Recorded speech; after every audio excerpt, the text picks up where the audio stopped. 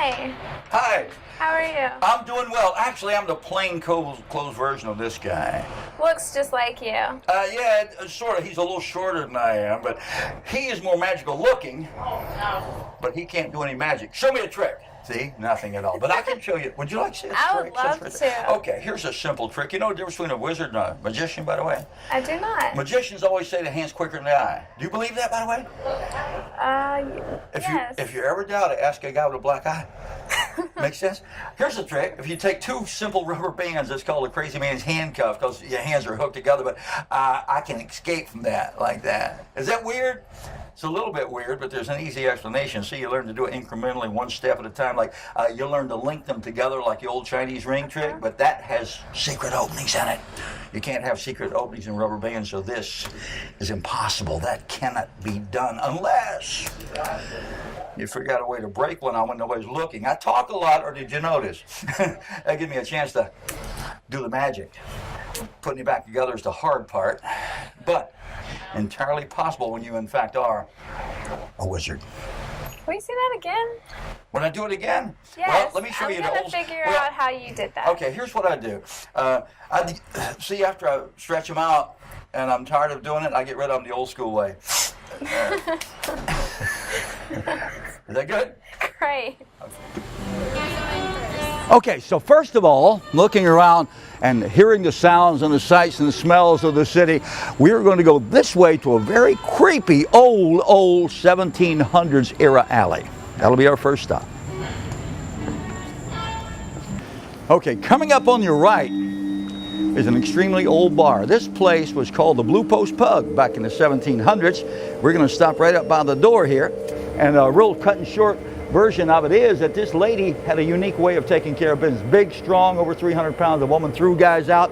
When she threw the guys out, she did something very special for them. To let them know they'd been a naughty boy, she threw them out and beat them to the ground here in this alley we're standing at.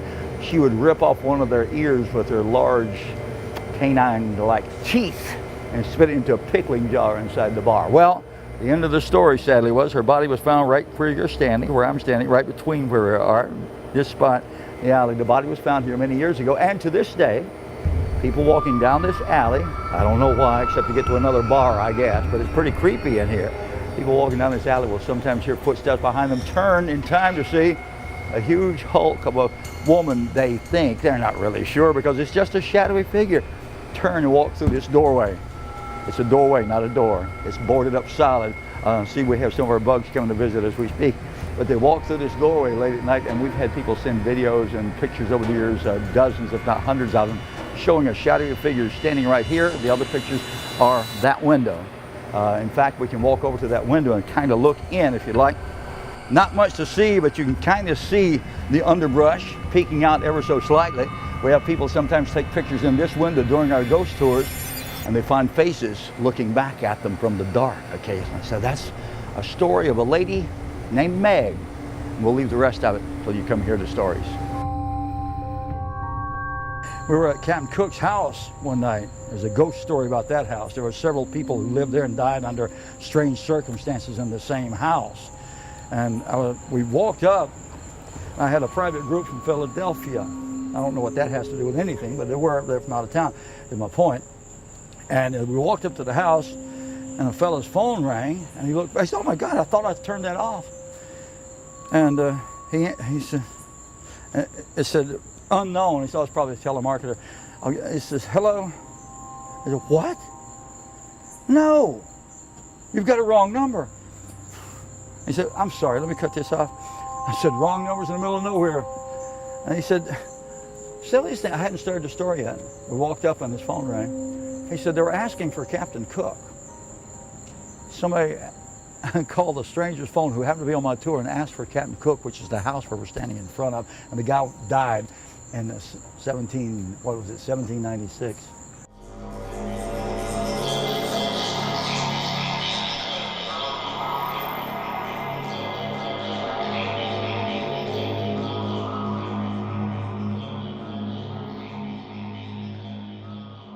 That window, the upper right-hand window, lower left-hand pane.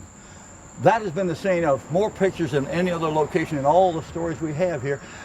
We were doing the story here one night, and I talked about a picture that's often taken of that whole house, and people say, what's that in the lower left-hand pane of the upper window? It'll be a black and white face in the full-color picture looking out that window, just looking out the lower left-hand pane, like looking sideways. And we were doing that one night. I had a newspaper reporter with us, and I pointed that out before I even started the story, and a lady, several people took pictures. One of them said, I've got it.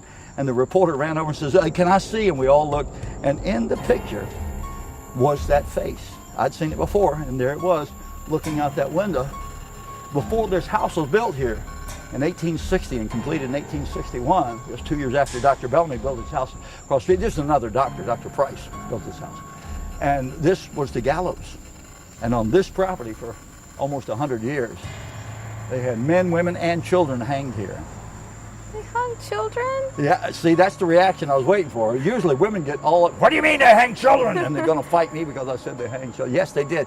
When under British rule, and this is no reflection on the British, of course, but if you were found guilty of murder on the high seas or murder in the alley or murder anywhere, if you were found guilty of murder, your age did not come into account in those days.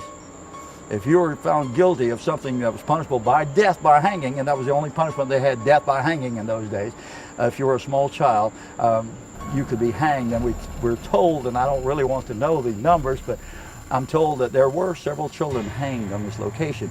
Now, what makes it interesting to us as people who tell ghost stories is that when they hanged people here, not all, usually there were sailors from other ports of call getting a fight in a bar, stab somebody in a knife fight, over a girl or a date playing cards or whatever it was, and they were sentenced to be hanged by the neck until dead. As often as not, they didn't have friends or anybody to pay for a funeral, so they were buried, as they used to say, the old records say, they were buried in sight of the gallows, which means we're standing in the graveyard.